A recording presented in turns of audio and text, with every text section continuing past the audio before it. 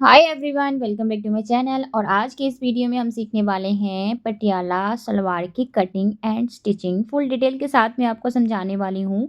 अगर आपको इस वीडियो में कहीं डाउट आता है तो आप मुझे ज़रूर कमेंट करिएगा। इंस्टा पे मुझे आप डीएम कर सकते हैं किसी भी डिज़ाइन के लिए, या फिर कोई भी आप कुर्ती नेक सीखना चाहते हैं, पटियाला सलवार फुल पटियाला सीखना चाहते हैं तो आप मुझे इंस्टा पे भी डीएम कर सकते हैं, या फिर आप इसी वीडियो के नीचे आप कमेंट कर सकते हैं। ओके, तो चलिए स्टार्ट करते हैं। तो सबसे पहले आपको जो भी बॉडी से नाप लेते हैं तो बॉडी से नाप ले लीजिएगा, या फिर आपके पास कोई पुरानी सलवार है जैसे इन्होंने दिया है जिनका मैं बना रही हूँ, तो उसी से नाप के मैं आपको दिखाती हूँ। इस तरह से आपको सलवार को रखनी है और ऊपर से लेकर इस तरह से आपको नापना है। ठीक है, नापने के बाद इनकी जो टोटल लेंथ आ रही है ना वो 35 आ रही है। ठीक है, इस तरह से आपको एकदम, ये पुराना अगर सलवार है ना तो अच्छे से खींच के नापिएगा क्योंकि चढ़ती होती है ना, इसीलिए। अब मोहरी को नापेंगे तो मोहरी इनका आ रहा है 12, यानी कि 6 उसका आधा आ रहा है। फिर आपको इस तरह से कमर पट्टी, ये वाला बेल्ट होता है जिसको हम कमर पट्टी बोलते हैं, तो बेल्ट को इस तरह से पूरा फैलाव करके नापना है। बेल्ट इनका आ रहा है 20, हाफ है, मतलब पूरा राउंड करके 40 होगा।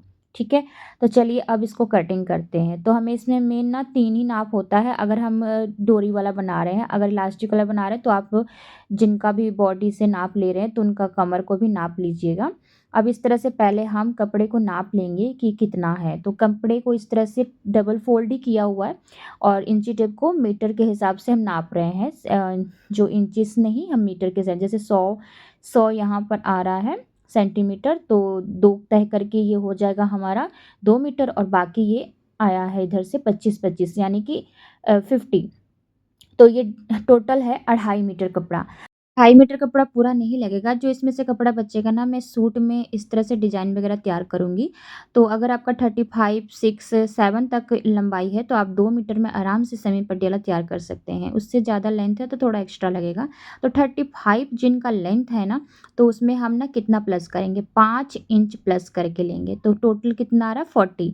तो हमें ना टोटल कपड़ा निकालना होगा कलियों के लिए 40 इंच। ठीक है, जितना भी आपका, इस हर साइज़ के लिए मैं बता रही हूँ कि जितना भी आपका लेंथ आ रहा है ना उसके लिए आप उसमें 5 इंच प्लस कर दीजिएगा। अब कपड़ा को ना इस तरह से फ़ोल्ड करना है, जैसे हम पेटीकोट का कपड़ा फ़ोल्ड करते हैं ना, वैसे ही फ़ोल्ड कर देना। कपड़ा को मैंने उल्टा कर दिया। एक साइड से हमें 40 का निशान लगा के दूसरे साइड से सेम इसी तरह से 40 का निशान लगा लेना है। दोनों साइड से सेम इसी तरह से हमें 40 का निशान इधर पे मैं लगा लूँगी, ताकि दोनों बराबर रहे, कोई भी इधर-उधर ना हो। फिर इन दोनों को इस तरह से हमें मैच कर लेना है। और मैचिंग करने के बाद ये कपड़ा हमें ना, अभी आप चाहें तो अलग करके निशान लगाएं या फिर इसमें ही लगा सकते हैं। तो देखिए इनका अब हमें आसन कैसे निकालना है। लेंथ 35 था, उसको फोर्थ पार्ट कर देंगे। तो जैसे 36 का 9 आता है तो उसमें 9 में हमें 2 सूत कम आएगा, तो उसमें हम 1 इंच प्लस कर देंगे। तो हमारा 10 में 2 सूत कम हमने लिए हैं, मतलब पौने 10, और यहाँ से हम 2.5 इंच पे निशान लगा लेंगे।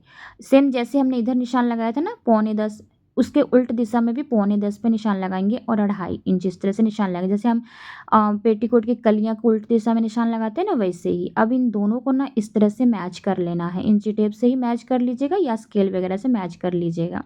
देखिए इस तरह से हमें मिला देना है। तो ये 4 कलियाँ निकल जाएंगी, 2 इस साइड से 2 इस साइड से। जब कटिंग होगी तब आपको समझ में आएगा अगर आप बिगनर्स हैं तो। अब ये जो पार्ट आ रहा है ना, यहाँ से हल्का सा हम इसको गोलाई घुमाएंगे, यहाँ से भी और यहाँ से भी, ताकि ना जो ये जॉइंट होते हैं ना ऊपर से जहाँ पे आसन, उसका शेप अच्छा बनेगा। इधर से भी हमें गोलाई घुमा देना है। और एक बार आपको ना इससे कलियों को नापना है। देखिए कलियों को नापने के बाद 30 इसकी लेंथ रह जा रही है। 30 तो हमें ना 35 चाहिए, तो उसमें 5 इंच जो है ना हमें बेल्ट लगाना पड़ेगा। तो 5 इंच की बेल्ट बेस्ट होती है, 5 से 6 इंच की। अब इसको हम कटिंग कर देंगे यहाँ से इस तरह से। तो यहाँ से जब हम कटिंग कर रहे हैं ना, तो इधर की पार्ट जो निकल रही है इसमें 2 कलियाँ हैं। ठीक है, तो अभी इसी पार्ट को हम ना इधर से कट करेंगे। जो यहाँ से हमारा लंबाई टोटल था, तो ये भी हमारी 2 कलियाँ। टोटल कितनी कलियाँ हो गई, 4 कलियाँ हो गई।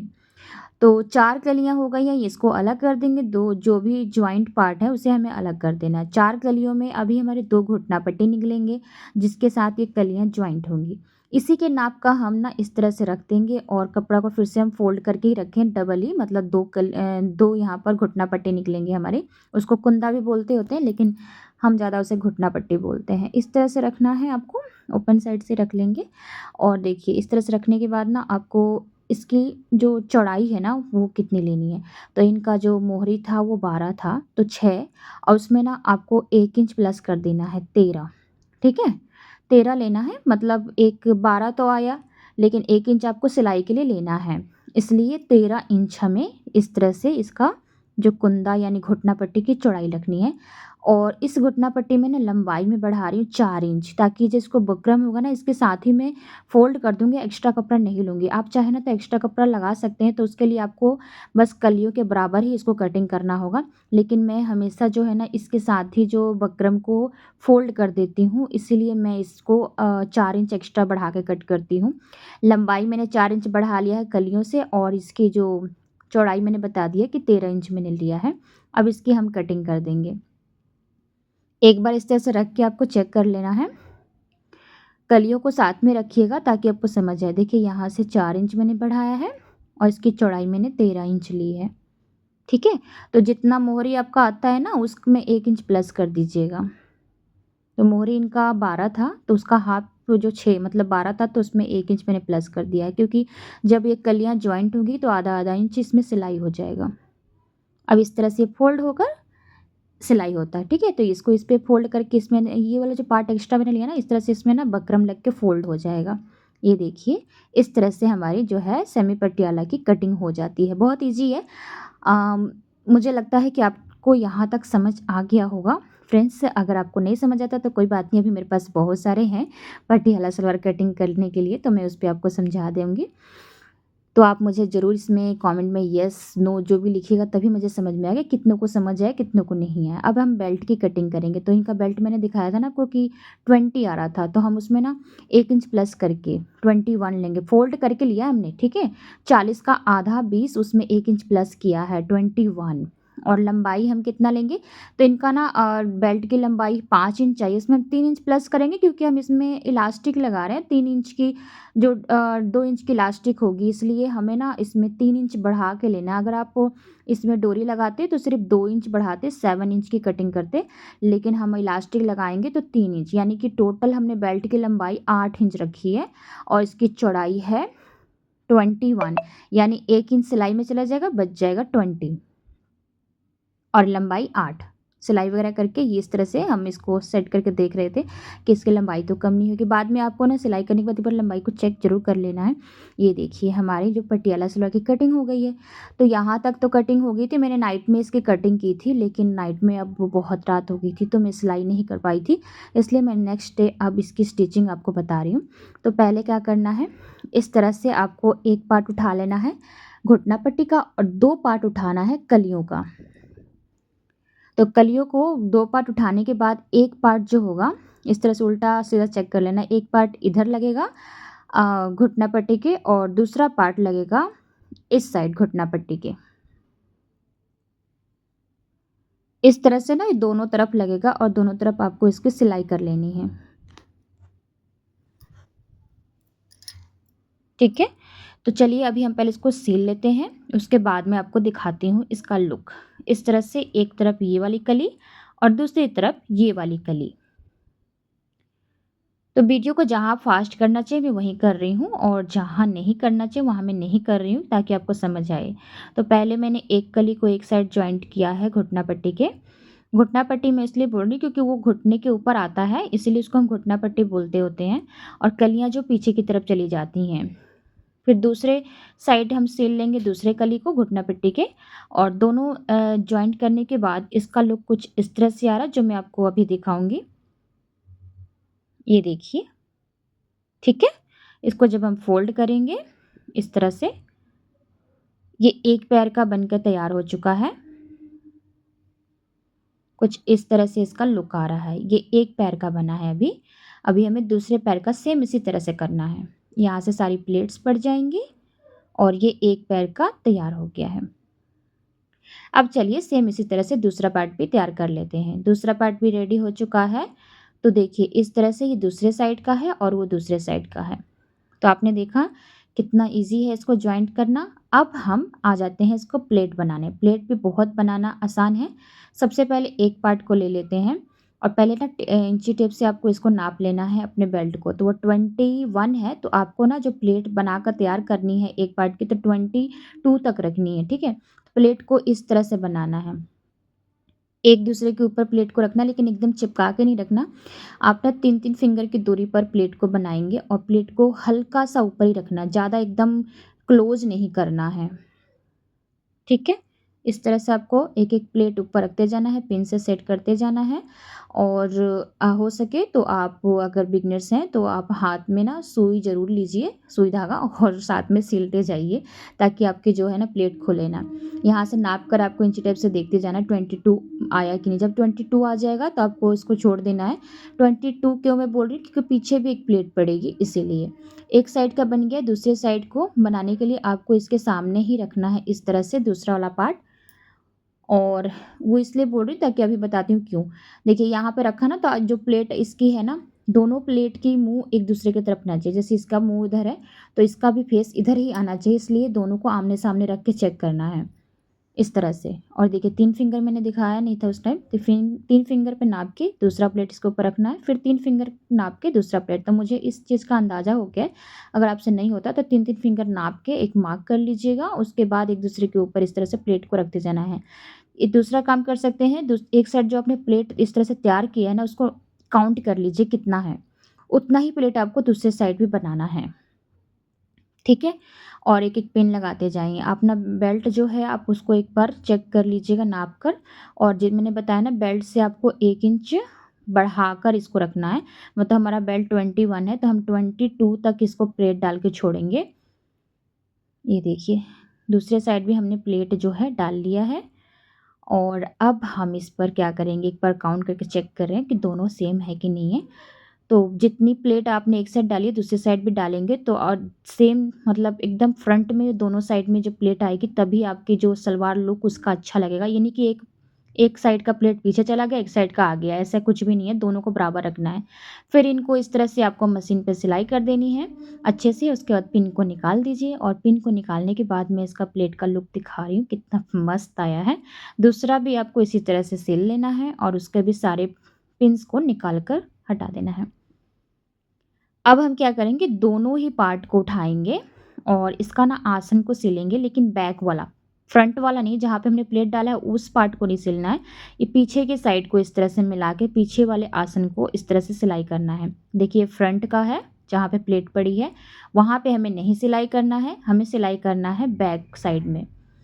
बैक साइड में सिलाई करने के बाद अब आपको बेल्ट उठाना है और बेल्ट से नापना है, ठीक है? तो इसको पूरा खोल के अपना बेल्ट लीजिए और बेल्ट से इसको नापिए कि कहाँ तक। हमने वैसे भी 22 रखा है तो इसकी चौड़ाई बढ़ेगी क्योंकि हमें पीछे भी प्लेट डालना है। फिर भी आपको एक बार बेल्ट से चेक करना है कि कहीं ज़्यादा एक्स्ट्रा कपड़ा तो नहीं रह गया है। तो जी नहीं, हमने छोड़ा था 1-1 इंच दोनों साइड से इस तरह से प्लेट डालने के लिए। पीछे भी प्लेट डलेगा दोनों साइड से। इस तरह से, ठीक है? प्लेट डालने के बाद अब ये पूरा कंप्लीट हो चुका है, तो इस तरह से आपको एक बार और दोनों को फ़ोल्ड करके और बेल्ट को भी फ़ोल्ड करके चेक करना है। अब परफ़ेक्ट हो गया है। तो अब हम इसमें बेल्ट लगाएँगे, तो सीधा कर लेंगे और सीधा साइड से ही बेल्ट को लगाएँगे। हम जैसे लगाते हैं ना पेटीकोट में उल्टा साइड से, वैसा कुछ भी नहीं है, इसमें सीधा साइड से ही लगाना है। और लगाने के बाद इस पर एक लगेगी दाब सिलाई या चाप सिलाई आप बोलते हैं जो भी, उससे इसकी फिनिशिंग अच्छी आ जाती है। तो आज मैंने जो मशीन पे ही अपना कैमरा सेट कर लिया था स्टैंड, जिसकी वजह से मशीन हिल रही थी तो कैमरा भी थोड़ा हिल रहा था, तो उसके लिए सॉरी। कहीं से अगर आपको ऐसे डिस्टर्बेंस हो रही हो तो नाखूनों से थोड़ा सा इसको बैठा लेंगे और उसके बाद ना हम ना इस पर एक सिलाई लगा लेंगे। तो ये देखिए हमारा ऊपर का पार्ट पूरा कंप्लीट हो गया है यहाँ तक, मतलब अभी पूरा नहीं हुआ, यहाँ तक हुआ है। इसके बाद हम क्या करेंगे, अब दोनों आसनों को मिलाएँगे और फ्रंट वाले पार्ट को, और आसन से लेकर बेल्ट तक सिलाई कर लेंगे। इस तरह से दोनों को मिलाएँगे और नीचे आसन से शुरू करेंगे इसको सिलना क्रॉस लाइन से, और पूरा बेल्ट तक इसको सिलाई करेंगे। जो बेल्ट की पॉइंट है ना, जो सिलाई वाली, वो दोनों एक दूसरे से मिलनी चाहिए, इस बात का भी आपको ध्यान देना है। फिर इसको पूरा सिलाई कर लेंगे और उसके बाद ना हम इसमें ना लगाएँगे इलास्टिक। तो इलास्टिक लगाने के लिए अब मैं आपको इलास्टिक कैसे लगाते हैं वो भी बताती हूँ। पहले आपको कमर का नाप ले लेना है। जितना भी कमर आता है उससे आपको 4 या 5 इंच कम इलास्टिक लेना है, ठीक है? तो उससे पहले आपको यहाँ पर इलास्टिक कुछ अलग तरीके से बता रही हूँ, जो मैंने बहुत पहले सीखी थी। मतलब पहले मैं ऐसे ही लगाती थी, फिर मैं बीच में बहुत सारे वीडियो देख के सीखने लगी थी। तो पहले देखिए मैं आपको इलास्टिक का नाप बता देती हूँ। इलास्टिक इनकी कमर है 26, तो उसमें ना आपको 4 इंच कम करना है। तो 4 इंच में मतलब यहाँ पर 23 लिया है मैंने, क्योंकि 1 इंच तो सिलाई में चला जाएगा, 22 बच जाएगा। यानी कि आपको 4 इंच कम ही इलास्टिक, मतलब आप 5 इंच कम लीजिएगा, 1 इंच सिलाई में चला जाएगा तो 4 इंच कम बनेगा, ठीक है? तो अभी इलास्टिक की लंबाई चौड़ाई मैंने बता दी है, लंबाई इसकी 2 इंच है। अब आपको इतना सा फ़ोल्ड करना है और फ़ोल्ड करने के बाद ना इसको पूरा सिलाई कर लेना है, पूरा गोलाई में, इस तरह से पूरा सिलाई कर लेंगे। अब इलास्टिक को भी आपको गोल कर लेना है और जितना हमने एक्स्ट्रा मार्जिन लिया था उसको इस तरह से बहुत पक्की तरह से सिलाई करना है, ताकि इलास्टिक ना खुले ना। अब इलास्टिक को लगाना कैसे है? तो चलिए क्या करते हैं, इसको इलास्टिक को लगाना बहुत ईज़ी है। तो पहले हम क्या करेंगे, हमने ऊपर से फ़ोल्ड करके कपड़ा को सिल दिया है, इसलिए हमें फ़ोल्ड करने की ज़रूरत नहीं पड़ेगी। आराम से इसको हम लगा पाएँगे। अब इस तरह से रखेंगे यहाँ पर और इसके बाद इसको इस तरह से कवर करेंगे, ठीक है? जहाँ तक इलास्टिक पूरा पैक हो जा रहा है कवर कर देंगे और इसको हमने ऊपर वाला सिलाई तो कर रखा है ऑलरेडी, तो इसको हमें अलग से फ़ोल्ड नहीं करना पड़ेगा और यहाँ से हम इसको रखेंगे और अब जो सिलाई लगाएँगे ना वो इलास्टिक के ऊपर नहीं चलनी चाहिए, बिल्कुल भी नहीं। इलास्टिक के ऊपर आपका सिलाई बिल्कुल नहीं चलना चाहिए, नहीं तो हमारी इलास्टिक अच्छे से नहीं लग पाएगी। और इलास्टिक को आपको खींचते हुए लगाना है। पीछे से भी आप खींच सकते हैं और आगे से भी इस तरह से खींचकर बाहर की तरफ निकालेंगे और यहाँ से इस तरह से आपको सिलाई लगाते जाना है। तो अगर आप आगे से ज़्यादा तरह से नहीं खींच पा रहे हैं ना, तो आप पीछे से इलास्टिक को बढ़ाते रहिए, जैसे मैं अभी दिखा रही हूँ। इस तरह से आप नहीं कर पा रहे हैं, देखिए जहाँ पे अगर आपको लगता है ना इलास्टिक के ऊपर चढ़ गई सुई, तो थोड़ा-सा आप इस तरह से उठाकर आप चेक कर लें। तो इस तरह से होगा कि दोबारा मतलब उस पे चलेगी नहीं सुई, नहीं तो अगर इलास्टिक पे सुई चल जाएगी तो फिर आपसे आपको सारा खोलना पड़ जाएगा, इसलिए बोल रही हूँ। इस तरह से आपको इलास्टिक को बाहर की तरफ खींच लेना है, या फिर आप पीछे से भी खींच सकते हैं, या फिर आप इस तरह से जहाँ से सिलाई कर रहे हैं वहाँ से भी आप खींच सकते हैं। और इसको लगाने के लिए आराम से लगाइएगा, ये नहीं जल्दबाजी मत करिएगा। इसी तरह से आपको सिलते जाना है और देखिए पीछे से भी आप इलास्टिक को इस तरह से बढ़ा सकते हैं खींचकर। पूरा पैक करते हुए इसको सिलाई कर लेंगे। कोई मुश्किल नहीं है, बस आपको थोड़ा-सा ध्यान देना होगा। तो मेरी कई फ्रेंड्स ये भी बोलती हैं ना कि हमें इलास्टिक लगाने में थोड़ी दिक्कतें आती हैं। तो इलास्टिक लगाने में कोई दिक्कत नहीं आती है, सबका अपना-अपना तरीका होता है। एक मैं तरीका ऐसे लगाती हूँ कि पहले मैं राउंड सिलाई कर लेती हूँ, फिर मैं इलास्टिक को जैसे डोरी लगाते हैं वैसे लगाती होती हूँ। तो वो भी ईज़ी है और ये वाला भी ईज़ी है। आप जो जो भी तरीका आपको मतलब अच्छा लग रहा है आप यूज़ कर सकते हैं। देखिए इस तरह से मैं सिलाई करती जा रही हूँ। बस मुझे इस चीज़ का मुझे ध्यान देते रहना है कि कहीं से भी मेरा जो है सुई जो इलास्टिक पे नहीं चढ़ना चाहिए। पीछे से मैं इलास्टिक को बढ़ा रही हूँ, आगे से नहीं बढ़ा पा रही हूँ तो पीछे से बढ़ा ले रही हूँ। और फाइनली मैं अब एंड तक पहुँचने वाली हूँ। तो मैंने वीडियो को कहीं भी ना यहाँ पर स्किप नहीं किया था, ताकि आपको अच्छे से समझ आ जाए। अगर आप इस फुल वीडियो को मतलब पूरा वीडियो देख रहे हैं ना, तो आपको बहुत अच्छे से सलवार बनाना आ जाएगा। अगर आपने स्किप कर दिया है तो शायद ही आए। तो बस इसी तरह से मैं यहाँ तक पूरा पहुँच गई हूँ, देख सकते हैं। पीछे से भी आप इलास्टिक को बढ़ा सकते हैं खींचकर और आगे से भी बढ़ा सकते हैं। पीछे से भी इसको आप इस तरह से बढ़ाकर सिल सकते हैं। और ये भी चीज़ आप ध्यान रखिए, इलास्टिक आपकी घूमनी नहीं चाहिए। जैसे आपने एकदम गोलाई में कहते हैं, ये नहीं कि उसमें बीच में वो घूम जाए और आप उसको सिलाई कर दीजिए। इस बात का भी आपको विशेष करके ध्यान देना है। बस यहाँ से इस तरह से आपको सिलाई कर लेनी है और यहाँ से थोड़ा-सा सिकुड़न है, कपड़ा इकट्ठा हो गया था तो उसको अच्छे से सेट कर लेना है। उसके बाद इसको सिलाई कर लेनी है। फाइनली एक मतलब अभी हमारी इलास्टिक पूरी अच्छे से नहीं लगी है, तो अभी हम और भी देखिए क्या कर रहे हैं। अब क्या करेंगे ना, इलास्टिक को इस तरह से जो चुन्नट बनी है ना उसको पूरा फैला देंगे चारों तरफ। एक जगह जो इकट्ठी हुई थी ना पूरा अच्छे से हम पूरा गोल-गोल करके इस तरह से सभी तरफ फैला देंगे। फैलाने के बाद अभी इलास्टिक आपकी सेफ नहीं है, मतलब इसको पहनिएगा ऐसे तो क्या होगा, घूम जाएगी इलास्टिक। तो अब आप इसमें क्या करिएगा, इसके बीचों-बीच एक और आपको सिलाई लगानी है, जिससे इलास्टिक आपकी और अच्छी लगे और कहीं से वो घूमे ना। तो एक बार आपको जो अगर किसी ने पैंट दिया इलास्टिक वाला तो इस तरह से नाप के देख सकते हैं, या फिर आपने पहले कमर का नाप लिया है तो वो भी सही है। तो अभी देखिए यहाँ पर आपको क्या करना है, पीछे से भी खींचना है और आगे से भी खींचना है। सिलाई एकदम बीचों-बीच चलनी चाहिए, लेकिन पीछे से और आगे से दोनों तरफ खींचना है। इससे क्या होगी, हमारा जो कपड़ा इकट्ठा है वो फैलेगा, फिर जब सिलाई कर लीजिएगा तो इकट्ठा हो जाएगा। नहीं तो आप इसी तरह से सिलाई लगा दीजिएगा तो इलास्टिक का लुक खराब हो जाएगा, ठीक है? तो आपको ये इस चीज़ का भी ध्यान देना है, जब इलास्टिक के बीचों-बीच सिलाई लगाइएगा तो पीछे से भी उतना ही ज़ोर लगाकर खींचिएगा जितना आप आगे की तरफ से खींच रहे हैं। मतलब जो आप सिलाई लगाएँगे वो इकट्ठा नहीं होना चाहिए, एकदम स्ट्रेट हो जाना चाहिए। ये देखिए इलास्टिक हमारी परफेक्ट कंप्लीटली लग चुकी है एकदम फिनिशिंग के साथ। प्लास्टिक तो हमारी अब लग चुकी है, चलिए अब हम यहाँ पर लगा लेते हैं अपना बकरम। तो बकरम की जो लंबाई है मैंने पौने 2 रखी है और दोनों ही पार्ट के लिए इस तरह से मैंने फ़ोल्ड कर लिया था। इसको कट कर लेते हैं और पौने 2 मैंने इसकी चौड़ाई सॉरी लंबाई ली है। तो इस तरह से आपको ना यही कपड़े में इस तरह से फ़ोल्ड करना है, इस तरह से। आप चाहें तो दूसरा कपड़ा भी लगा सकते हैं, तब आपको ये वाला घुटना पट्टी इतना बड़ा नहीं लेना पड़ेगा, 4 इंच लंबाई इसकी नहीं लेनी पड़ेगी। कुछ इस तरह से ये फ़ोल्ड हो जाएगा, इसी के साथ पैक हो जाएगा, पूरा कवर हो जाएगा। तो ये देखिए कैसे, मैं आपको दिखाती हूँ, यहाँ से इसको रख के एक बार चेक करेंगे कि कहाँ तक ये एक्स्ट्रा कपड़ा जा रहा है। इस तरह से ये पूरा कवर करेगा, इसको पैक करेगा। तो इस तरह से आपको पहले फ़ोल्ड करना है और देखिए ये अंदर की तरफ चल जाएगा। तो आप डायरेक्ट इस तरह से भी सिल सकते हैं, या आपसे डायरेक्ट नहीं होता है ना तो आप क्या करें, इस तरह से पहले रखें और थोड़ा-सा पहले इस तरह से फ़ोल्ड करके सिलाई लगाएँ। थोड़ा-सा फ़ोल्ड कर लीजिए और सिलाई लगा लीजिए। इससे भी अच्छे से फिनिशिंग आ जाती है और आप चाहें तो डायरेक्ट भी सिलाई लगा सकते हैं पिन वगैरह सेट करके। अब क्या करेंगे, इस तरह से एक बार इसको इस तरह से रखेंगे और रखने के बाद इसको इस तरह से सेट करेंगे। सेट करने के बाद फिर से हम एक और सिलाई लगा लेंगे ताकि और अच्छे से ये सेट हो जाए यहाँ से। देखिए, मैं एक बार आपको इस तरह से करके दिखा रही हूँ। इस तरह से आप जब रखेंगे और फिर उसके बाद ये अंदर की तरफ फ़ोल्ड हो जाएगा।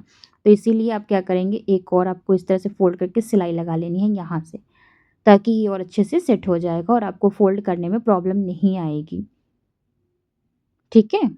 तो इस तरह से आपने सिलाई कर लिया और अभी क्या करेंगे, इसको अंदर की तरफ फ़ोल्ड करेंगे। अंदर की तरफ ये पूरा फ़ोल्ड हो गया ना, तो देखिए कपड़ा से पूरा अच्छे से पैक हो गया है। उतना ही कपड़ा आपका अलग से भी लगता और आप मतलब एक्स्ट्रा कपड़ा है तो आप लगा सकते हैं, मैं ऐसे नहीं बोल रही हूँ। एक्स्ट्रा नहीं है तो आपको अलग से ही जॉइंट करना पड़ेगा। अगर एक्स्ट्रा जैसे मेरे पास 2.5 मीटर कपड़ा था तो मैंने इसके साथ ही कर दिया था। अब इसको क्या करेंगे, हम यहाँ से सीधा रख के ना एक इस पे बॉटम पे इस तरह से सिलाई लगा लेंगे। इसके बाद इसको पलट लेंगे और पलटने के बाद इसके यहाँ पर सिलाई लगा लेंगे। तो ये 2 सिलाइयाँ लग जाएँगी, एक ऊपर एक नीचे।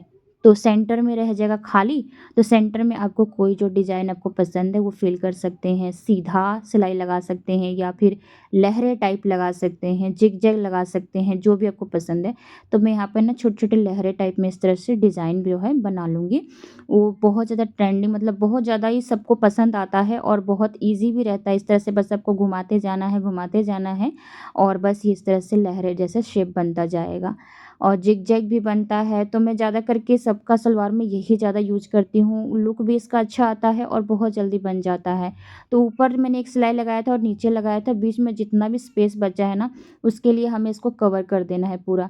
तो इसके लिए आप चाहे तो 2 लाइन, 3 लाइन, 4 लाइन जितना भी बनेगा ना उतना लगाकर आपको इसको अच्छे से कवर कर देना है, मतलब कहीं से स्पेस नहीं छूटनी चाहिए। तो 2-2 सूत छोड़ते-छोड़ते मैंने एक साइड, दूसरे साइड इस तरह से सिलाई करती जा रही हूँ। फिर मैं इसको जब दूसरी साइड फ़ोल्ड करके सॉरी टर्न करूँगी तो 2 सूत फिर छोड़कर मैं सिलाई कर रही हूँ और देखिए इस तरह से आपको घुमाते जाना है। फाइनली हमारा जो है यहाँ पर पोंछा इसको बोलते होते हैं, मोहरी भी बोलते हैं सलवार की, वो बनकर रेडी हो गया है एक पार्ट। दूसरा पार्ट भी हमें सेम इसी तरह से रेडी करना है। ये देखिए बहुत ही अच्छा लुक देता है। और हाँ, अगर ये प्लेन कपड़ा हो ना तो आप दूसरा डिज़ाइन बना सकते हैं। ये थोड़ा बूटी वाला कपड़ा था ना तो इसमें उतना समझ में नहीं आता अगर दूसरा डिज़ाइन डालते, इसलिए मैंने लहरे टाइप ही डिज़ाइन डाल दिया था।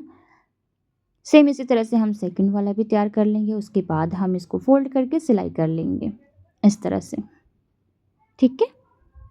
तो दोनों पार्ट मैंने रेडी कर लिया है और अब हम इसको फ़ोल्ड कर लेते हैं मोहरी को।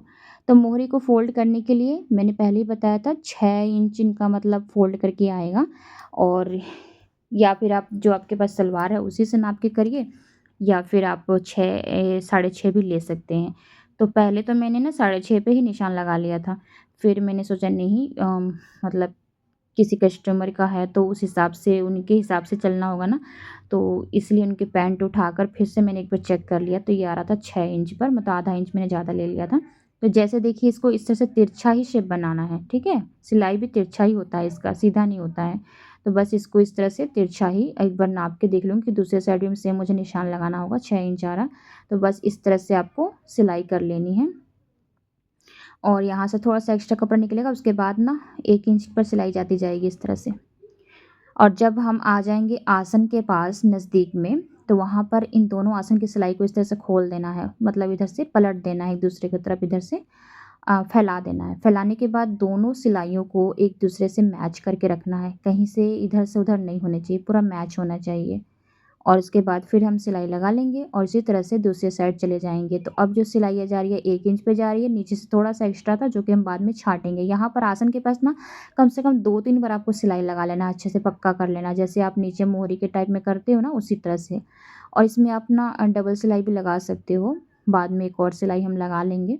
और इसको यहाँ पर दूसरे साइड में आकर फिर से 6 इंच पे इस तरह से निशान लगा लूँगी और यहाँ से भी हम तिरछा ही सिलाई करेंगे इस तरह से। सीधा नहीं करेंगे, तिरछा इस तरह से, ठीक है? बस इसको भी हम सिलाई कर लेते हैं पूरा। और इसी के साथ ना मेरा सलवार की सिलाई यही वाला एंड होता है, मतलब यहीं पर लास्ट हो जाता है। और फ्रेंड्स यहाँ तक आपको क्या-क्या समझ आया है, किस इस सलवार मतलब क्या चीज़ नहीं समझ आया वो मुझे ज़रूर बताइएगा कि क्या चीज़ आपको इसमें बीच में नहीं समझ आया, मुझे क्या इसमें दोबारा आपके लिए ऐड करना चाहिए। यहाँ से जो भी एक्स्ट्रा है ना कपड़ा उसको हल्का-सा जो एक्स्ट्रा आया था यहाँ से सिलने के बाद उसको छाँट कर हटा देंगे दोनों साइड से, ताकि इसमें ना इस तरह से सिकुड़न ना पड़े। तो यहाँ पर मेरा सलवार बनकर तैयार हो चुका है। तो वीडियो पसंद आया है तो लाइक ज़रूर करिएगा, चैनल पर नए हैं तो सब्सक्राइब ज़रूर करिएगा। और भी वीडियोज़ देखने के लिए आप मुझे कमेंट कर सकते हैं, आपको कैसी वीडियोज़ चाहिए। इसके साथ ना मैंने एक सूट भी तैयार किया जो मैंने बताया इस कपड़े से जो निकला था उसी कपड़े से मैंने डिज़ाइन डाला है इस तरह से देखिए। तो ये आपको नेक्स्ट वीडियो में इस सूट की कटिंग और स्टिचिंग मिलेगी, कैसे इसमें डिज़ाइन तैयार किया था मैंने। तो इस सूट की वीडियो देखने के लिए चैनल को सब्सक्राइब कर लीजिए। मिलते हैं नेक्स्ट वीडियो में, बाय बाय।